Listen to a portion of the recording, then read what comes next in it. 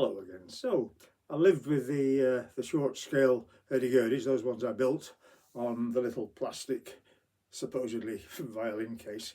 And the more I played them, I thought, yes, it's a really viable scale length. It's fine. The thing that let the instrument down is this just the sheer lack of size of the body. So it was never going to be a particularly good sound. What to do about that? Well, the length was just about right for the underseat allowance on Ryanair, for instance, or presumably every other airline. So I went on Amazon for dedicated carry-on bags to fit underneath the seats, and there's plenty of them on there, and they look a bit like this. They're just a small rucksack that is designed to go under aircraft seats. And so from that I theorised, okay, let's make a hurdy-gurdy the maximum size that will fit in one of these things. And before too long, big reveal, roll the drum, before too long we have this, which is a hurdy-gurdy that fits exactly into that.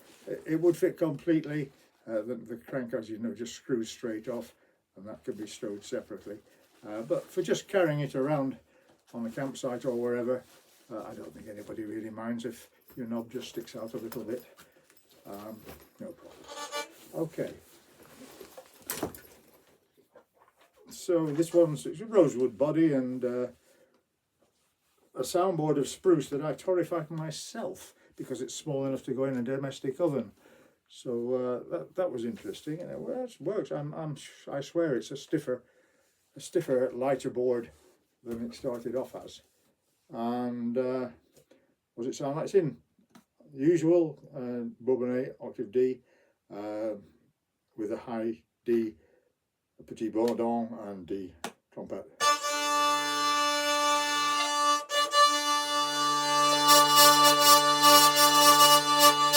And it's everything there.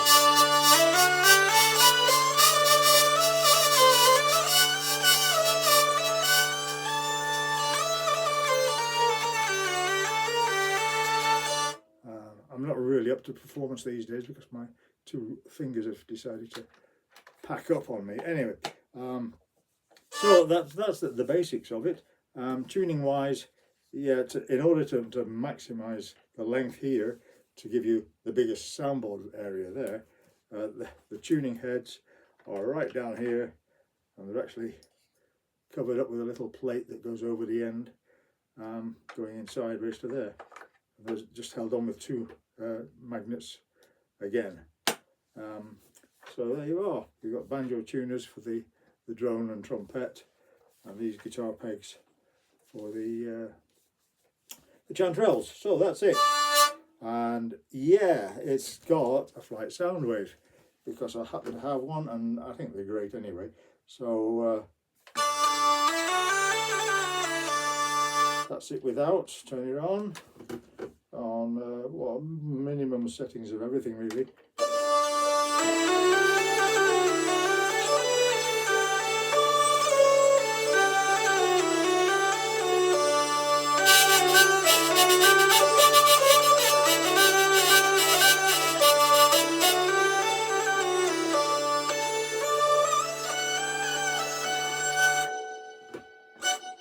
It's crazy. So that's really it and all about it. What do we call it? Let's call it a Skylark. I know that's been used in the past by certain people, but I'm going to call this a Skylark because that's where it belongs. Either in a plane or really just backpacking or going to a jam session or whatever. Yeah, don't confuse it with a toy.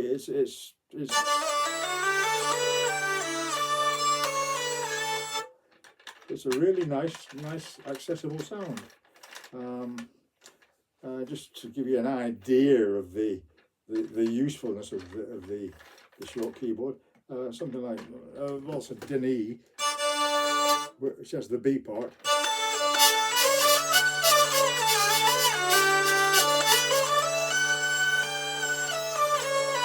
for that difficult part. Because the high G is on the semitone row.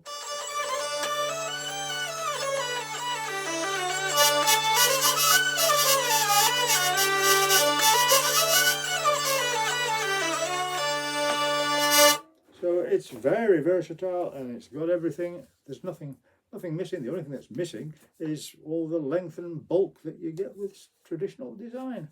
I'm sure there's a place for it. Will there be another one built? It's possible. I just did it because I needed to find out if it would work. And it does. The Skylark. Thank you.